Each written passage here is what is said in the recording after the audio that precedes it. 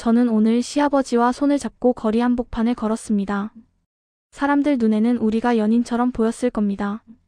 카페 직원도 우리를 커플이라고 불렀고 옆 테이블 젊은 여자애들은 킥킥대며 수군거렸죠. 요즘엔 나이 차 많이 나는 커플도 흔하다더니 진짜네. 그 말이 제 귀에 또렷하게 들어왔습니다. 그런데 저는 그 어떤 말로도 이 상황을 설명할 수가 없었습니다. 저 이 사람 며느리예요 라고 밝히는 순간 시아버지 얼굴이 얼마나 무너질지 알았거든요. 그러니까 제 이야기는 이렇게 시작됩니다. 밖에서는 애인 행세를 하고 다니는 며느리와 시아버지의 그 기묘한 사연으로요. 제 이름은 서유진, 올해 42입니다. 서울 외곽에 있는 오래된 아파트에서 남편 그리고 시아버지와 함께 살고 있습니다. 시어머니는 1년 전 암으로 세상을 떠났습니다. 그 전까지는 다른 집들처럼 불편하면서도 그럭저럭 굴러가는 평범한 가족이었습니다. 시아버지는 전형적인 1세대 가장이었죠.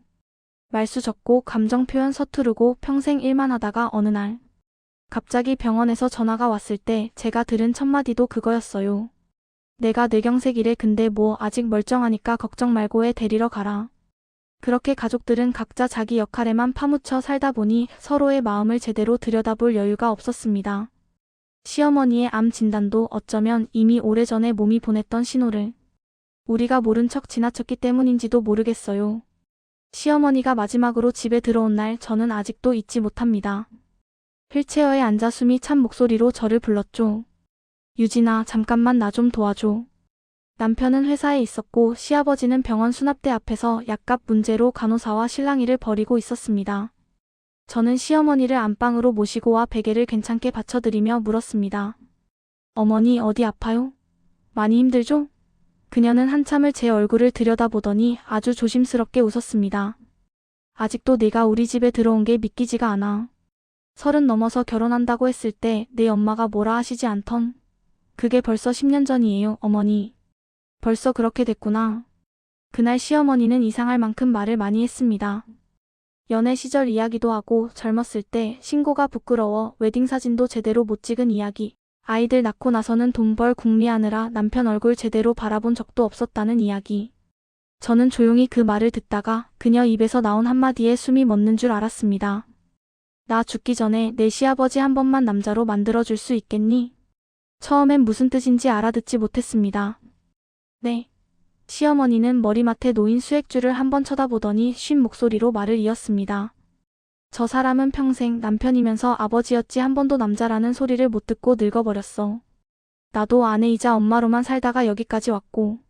저는 급하게 손사래를 쳤습니다. 어머니 기준이 너무 옛날식이세요. 요즘 누가 그런 걸 따져요. 아버님이 얼마나 어머니 걱정하냐. 내 말은 그런 뜻이 아니야. 그녀의 눈빛이 조금 또렷해졌습니다. 유진아, 나한텐 이제 시간이 별로 없어. 저 사람은 말로는 안 하지만 나 없으면 벌써 주저앉았을 거야. 요즘 병원에서 내 얘기만 해. 우리 며느리가 밥을 얼마나 잘하는지 알아? 우리 며느리가 회사 다니면서도 나랑 엄마 챙기는 게 장난이 아니다 그러면서 눈이 반짝이더라. 그 말을 듣는 순간 가슴이 뜨겁게 달아올랐습니다. 늘 무뚝뚝하게만 느껴졌던 시아버지가 제 이야기를 했다는 사실이 믿기지 않았거든요. 시어머니는 제 손을 꼭 쥐었습니다. 나 대신 저 사람 손 좀 잡아줘. 집안에서 말고 밖에서. 남들이 볼 때 저 사람 아직도 여자 손잡고 다니네 이렇게 느낄 수 있게. 나랑 제대로 데이트 한번 못 해보고 여기 누워있으려니 그게 제일 마음에 걸려. 당신 아버지 내 남편인데 결국 남자 구실 한번 못하게 하고 보내는 것 같아서. 저는 기가 막혀 웃음이 나면서도 왠지 눈물이 났습니다. 어머니 그게 말이 돼요? 제가 며느리인데 어떻게 밖에서 알지? 나도 알아. 그래서 부탁하는 거야. 내가 부탁할 수 있는 사람은 너밖에 없으니까. 오해는 나중에 풀면 돼. 그래도 누군가는 저 사람 마지막 남은 자존심을 좀 세워줘야 하지 않겠니? 그날 밤 저는 침대에 누워 천장을 보며 오래 생각했습니다. 남편에게 이 얘기를 해야 할까? 어머니가 많이 약해지셔서 이상한 소리를 하시는 거라고 넘겨버릴까? 그런데 곰곰이 생각해보니 시어머니의 부탁은 단순히 장난이 아니었습니다. 남자로 살 기회조차 빼앗긴 채 늙어버린 한 사람에 대한 마지막 예의 같았습니다. 그리고 동시에 난생 처음 저에게 온 진짜 식구로서의 부탁이기도 했습니다. 몇 주 뒤 시어머니의 상태는 급격히 나빠졌습니다. 숨을 내쉴 때마다 가슴에서 쇳덩이 긁히는 듯한 소리가 났고 의사는 더 이상 수술도 항암도 의미가 없다고 했습니다. 그 즈음 저는 결국 마음을 정했습니다. 좋아요, 어머니. 한 번뿐이라면, 아니 필요하다면 몇 번이든 제가 해볼게요.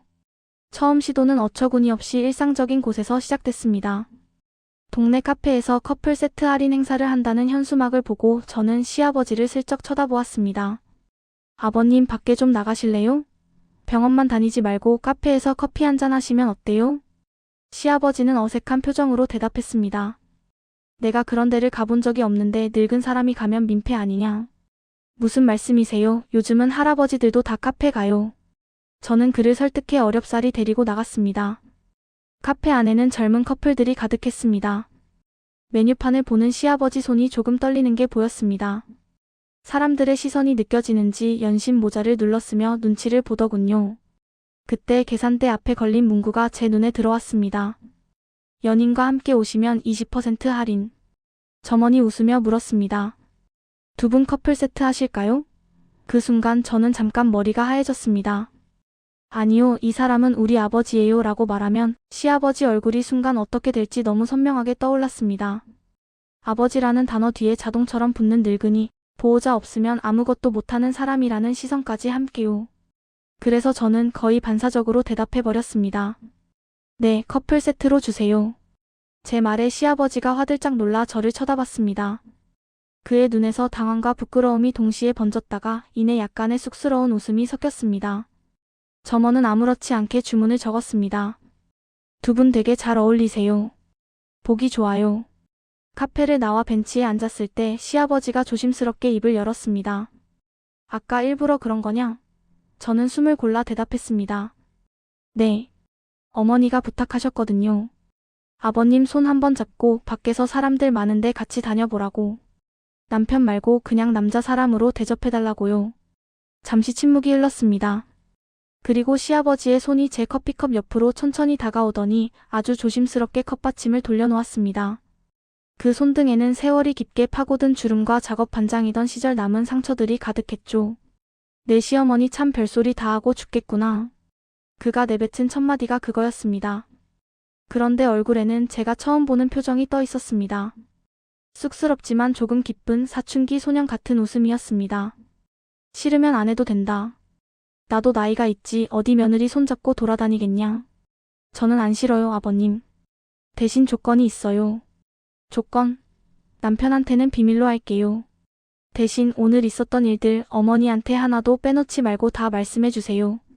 카페가 어땠는지, 사람들 눈이 어땠는지, 커플 세트가 맛있었는지.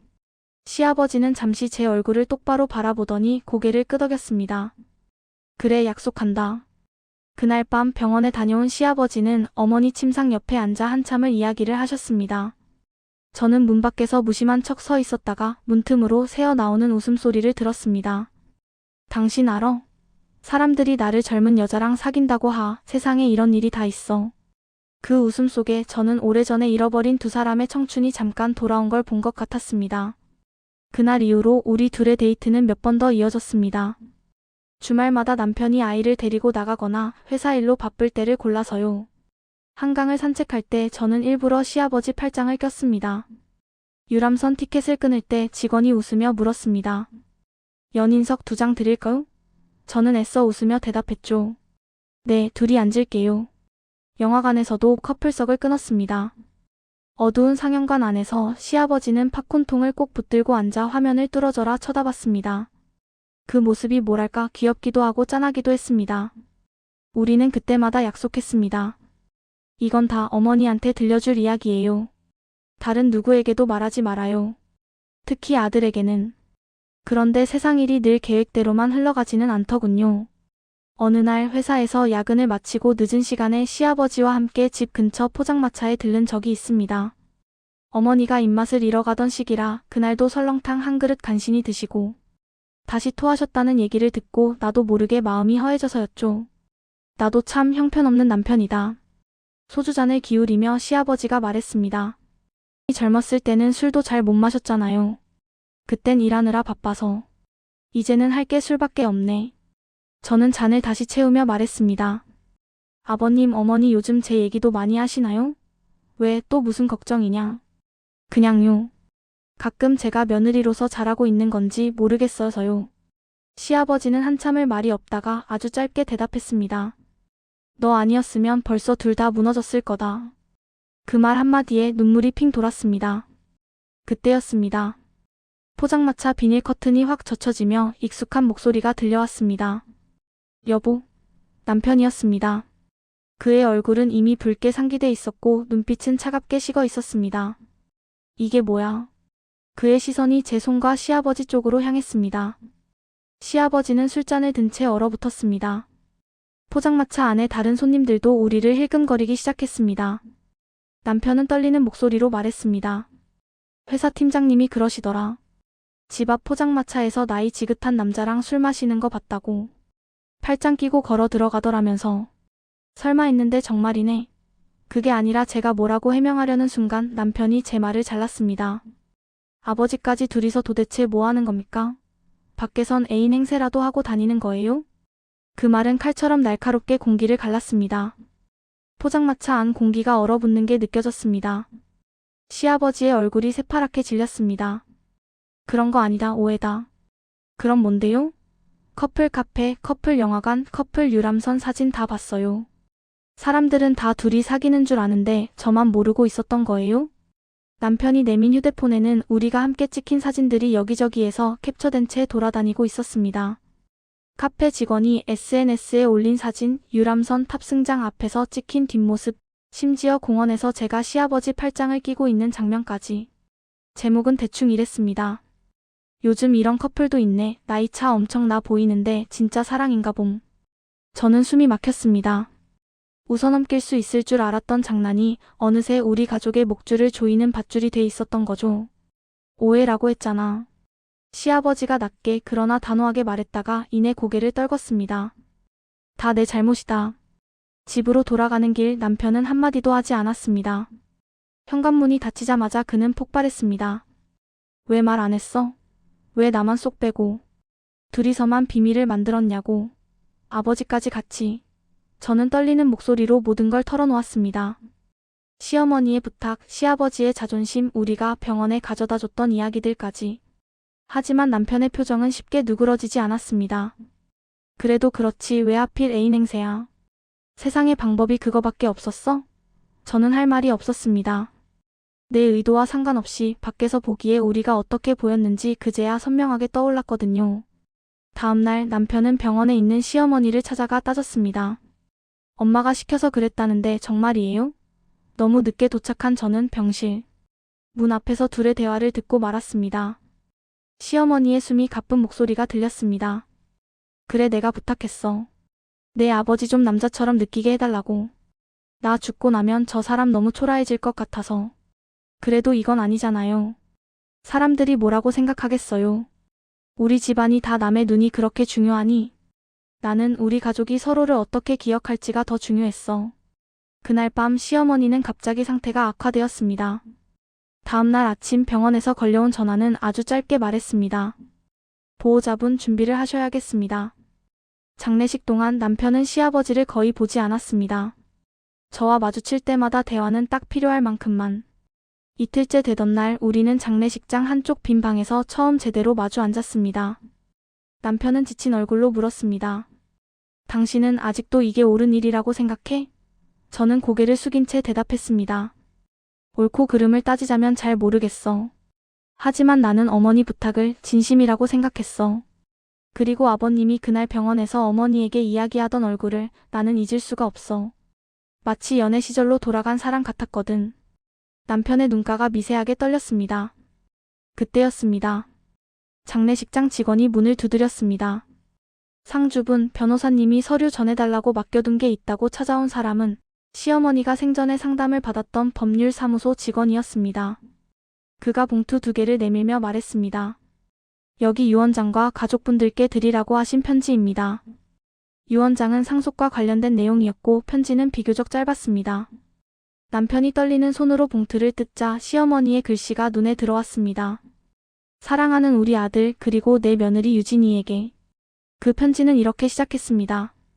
내가 마지막으로 너희에게 남기고 싶은 건 돈이 아니라 이야기야.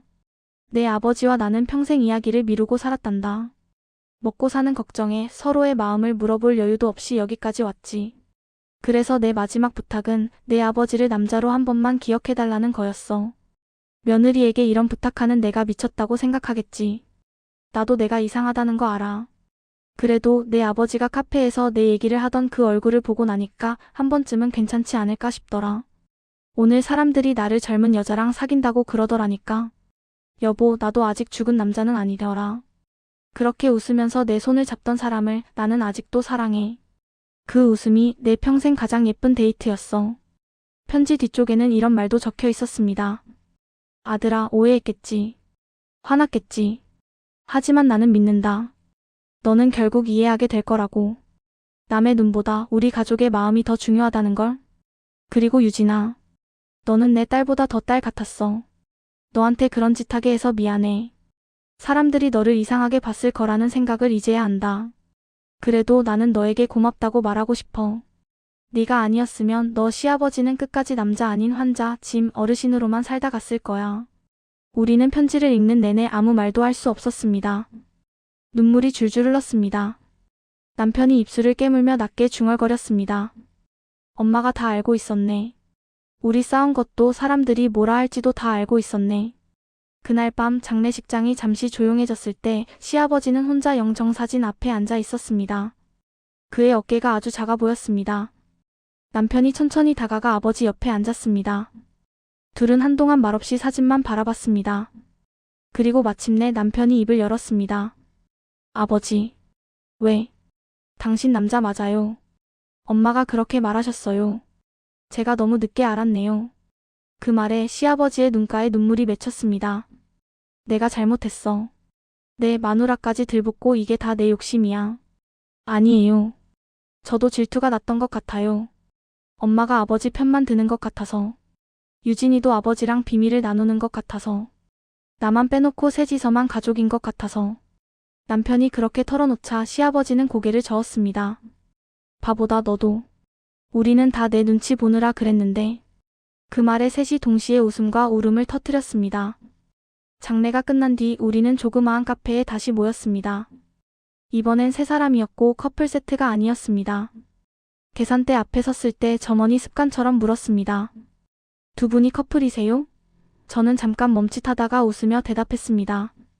아니요, 여긴 우리 아버지고요. 이쪽은 제 남편이에요. 우리는 가족 세트 없나요? 점원이 어리둥절한 표정을 지으며 웃었습니다. 가족 세트는 없지만 서비스로 케이크 한 조각 드릴게요. 세 분 너무 보기 좋아서요.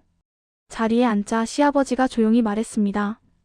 이제 밖에서는 당당히 아버지라고 불러도 괜찮겠지? 저는 고개를 끄덕이며 그의 손등 위에 제 손을 올렸습니다. 이번엔 연인 행세가 아니라 진짜 가족으로서였습니다. 사실 사람들은 지금도 우리를 오해할지도 모릅니다. 동네에서는 아직도 수군거리는 소리가 들려요. 저 집은 예전에 며느리랑 시아버지가 애인처럼 돌아다녔대. 하지만 이제는 그런 말이 그렇게 아프게 들리지는 않습니다. 우리는 알거든요. 그 애인 행세 뒤에 어떤 마음이 숨어 있었는지. 남편을 남자로 만들어주고 싶었던 아내의 마지막 사랑, 병든 아내에게 아직 살아있는 남자라는 걸 보여주고 싶었던 늙은 남편의 자존심, 그리고 둘 사이에서 처음으로 진짜 가족이 되고 싶었던 며느리의 서툰 용기. 시간이 조금 더 지나면 언젠가는 사람들이 이 이야기를 듣고 다른 말을 해줬으면 좋겠습니다. 밖에서 애인 행세를 하고 다니는 며느리와 시아버지의 사연은? 이라고 누군가가 묻는다면 저는 이렇게 답할 겁니다. 사실은 서로를 끝까지 가족으로 지키고 싶었던 사람들의 이야기였다고요. 그리고 언젠가 내 며느리가 생긴다면 저는 절대 이런 부탁은 하지 않을 겁니다. 대신 이렇게 말해줄 거예요. 너는 그냥 내 방식대로 우리 가족을 사랑해줘. 남들 눈치 보지 말고. 남들이 이해 못하는 사랑도 이 안에서는 다 괜찮으니까. 그것이 내가 이 기묘한 애인 행세에서 배운 늦은 깨달음이니까요. 늘 영상 속 이야기, 여러분은 어떻게 느끼셨나요? 주인공에게 해주고 싶은 말이나 여러분만의 생각을 댓글로 편하게 남겨주세요. 여러분의 한마디가 다음 콘텐츠를 만드는데 큰 영감이 됩니다. 혹시 괜찮으시다면 좋아요와 구독으로 마음 한번 부탁드려도 될까요? 여러분의 작은 응원이 저에게는 정말 큰 힘이 됩니다. 감사합니다.